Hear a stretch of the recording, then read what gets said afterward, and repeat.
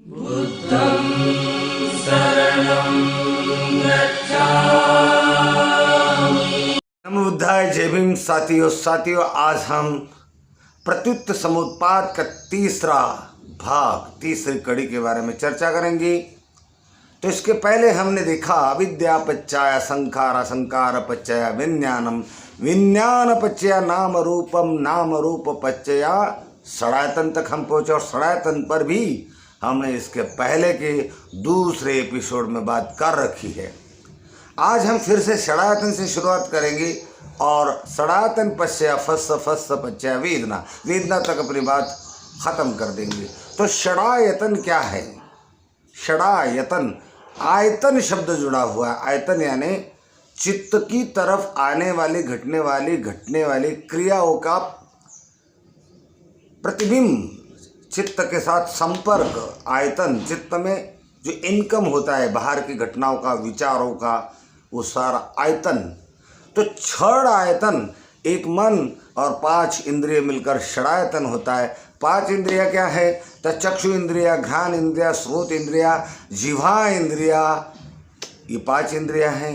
अब ये 5 इंद्रिया जब भी किसी विषय के संपर्क में आती हैं, जैसे कि आँखों का काम होता है देखना, आँख किसी चीज़ को देखती है तो आँख और वो जो चीज़ है उसके बीच में जो संपर्क होता है, इसी संपर्क में विज्ञान पैदा होता है। और विज्ञान संज्ञा को जन्म देता है। जैसे किसी खूबसूरत फूल पर नजर पड़ी, उस फूल का आँख का संपर्क होता है और संपर्क में विज्ञान उत्पन्न होता है।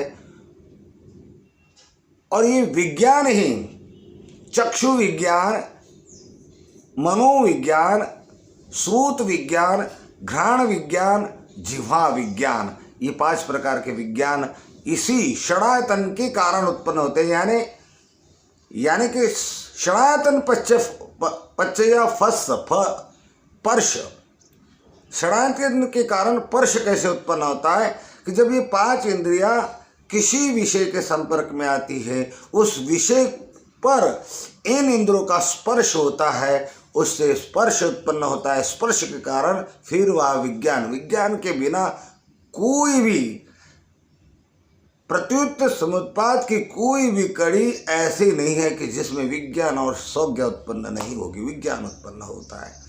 तो ये 5 इंद्रियों के संपर्क में जो जो चीज़ें आती हैं, उनका संपर्क होते ही स्पर्श उत्पन्न होता है। स्पर्श उत्पन्न होने के बाद विज्ञान उत्पन्न होता है। जैसे खूबसूरत फूल को देखा तो फूल बड़ा खूबसूरत है, उसकी खूबसूरती विज्ञान के कारण पता चली, सुंदरता विज्ञान के कारण पता चली, उसकी सुगंध विज्ञान के कारण पता चली, और विज्ञान ने उसे नाम दिया, पहचान दी, संज्ञा।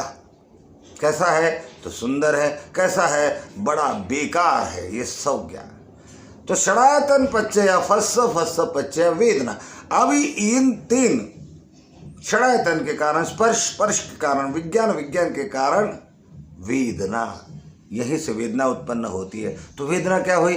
फूल बड़ा सुगंधी है, आनंदित करने वाला है, तो वेदना। हाँ, इंद्रिय जन्य ज्ञान जिसे वेदना कहते हैं। इंद्रियों की अनुभूति में जो चीज आई, जो विषय आया, और उस अनुभव के कारण संज्ञा उत्पन्न है। संज्ञा ने अच्छा या बुरा का विश्लेषण किया कि ये चीज बुरी है, ऐसा विश्लेषण संज्ञा ने करते ही दुखद वेदना उत्पन्न हुई। ये चीज बड़ी सुंदर है, सुगंधी है, ऐसे संज्ञा ने विश्लेषण करते ही सुखद वेदनाएं उत्पन्न हुई। तो षडायतन पश्य फस्स पच्चय वेदना, वेदनाओं का जन्म इसी प्रकार से होता है। तो वेदना क्या है? वेदना इंद्रिय जन्य सुखद या दुखद अनुभूति को वेदना कहते हैं। इसलिए वेदना को 3 प्रकार में ढाला गया है: सुखद वेदना, दुखद वेदना और असुखद दुखद वेदना। ये भी एक स्थिति होती कि कोई विषय है, विशेष इंद्रियों का, ये 5 इंद्रियों का संपर्क हुआ, षडायतन का संपर्क हुआ, स्पर्श जन्म हुआ, स्पर्श के कारण संज्ञा जन्म हुए, संज्ञा का जन्म हुआ, संज्ञा के कारण अच्छा बुरा का ख्याल। तो कभी कभी ये होता है कि कोई चीज़ हमें ना तो अच्छी लगती है, कोई चीज़ ना तो हमें बुरी लगती है, वहाँ हमारा मन स्थिर हो जाता है। तो ना सुखद वेदना होती है ना दुखद वेदना होती है, लेकिन कुछ वेदनाएं तो ज़रूर होती है। अब ऐसी वेदनाओं को कैसे पहचानें? तो ऐसी वेदनाओं को पहचानने के लिए गुरुजी ने सत्यनारायण गोयंका जी ने असुखद दुखद वेदना ये नाम दिया।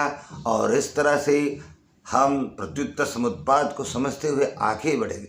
अब केवल प्रत्युत्तर समुत्पाद सिद्धांत की इन कड़ी इधर कड़ी को समझते हुए केवल प्रत्युत्तर समुत्पाद सिद्धांत को जान लिया, ऐसा नहीं। ये सारी कड़ियाँ प्रत्यक्ष ज्ञान जिसे कहते हैं, यानी कि अनुभव पर उतारनी होती है। ध्यान करना होता है, चित्त को एकाग्र करते। जब हम चित्त को एकाग्र करते, साधना करते, तो साधना के माध्यम से ये जो कड़िया है ये हमारे चित्त के साथ इसका स्पर्श होते रहता है और हमें एक एक कड़ी खुलती नजर आती है। ये सारा विज्ञान हमें प्रत्यक्ष अनुभव से प्रत्यक्ष प्रत्युत्तर समुत्पाद को समझना पड़ेगा। बुद्धिज्म के अंदर कोई भी बात ऐसी नहीं है कि जो अनुभव की कसौटी पर खरी ना उतरी हो। मैत्री भावना भी हमें ध्यान से ही समझ में आएगी।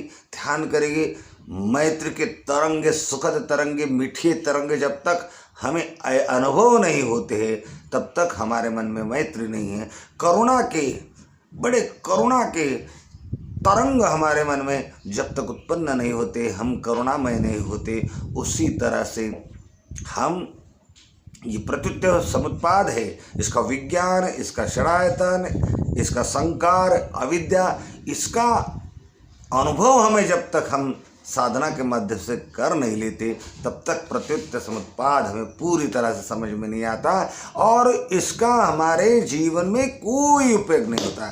हम अज्ञानी ही अज्ञानी बने रहेंगे, हम प्रज्ञावान पुरुष कभी नहीं बन पाएंगे। इसलिए हर उपासक का कर्तव्य है कि बौद्ध धर्म के चार आर्य सत्य को बहुत गहराई से उनके 12 भागों में जाकर 3 परिवर्तन 12 कारण, ये 12 परिवर्तन में जाकर उसको ध्यान के माध्यम से कसकर अनुभव करना है।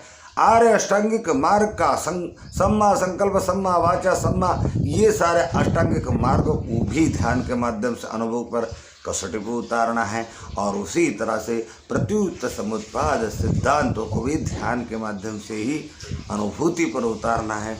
तभी प्रज्ञा जगेगी और तभी हमारा स्वभाव बदली होगा, तभी हमारी सोच बदली होगी। और जब हमारा स्वभाव बदलेगा, सोच बदली होगा, तो औषधं उत्तम वरम, तो ये धर्म सर्वोत्तम औषध है। ये सुख और शांति प्रदान करेगा, दुख को दूर करेगा। इसलिए हम बार बार प्रयास करते हैं कि हमारे बुद्धिस्ट बंधुओं को बुद्ध विहारों में आना चाहिए, धर्म सीखना चाहिए, ध्यान सीखना चाहिए और खूब अभ्यास करना चाहिए। खूब मंगल हो, बहुत मंगल हो। नमो बुद्धाय। जय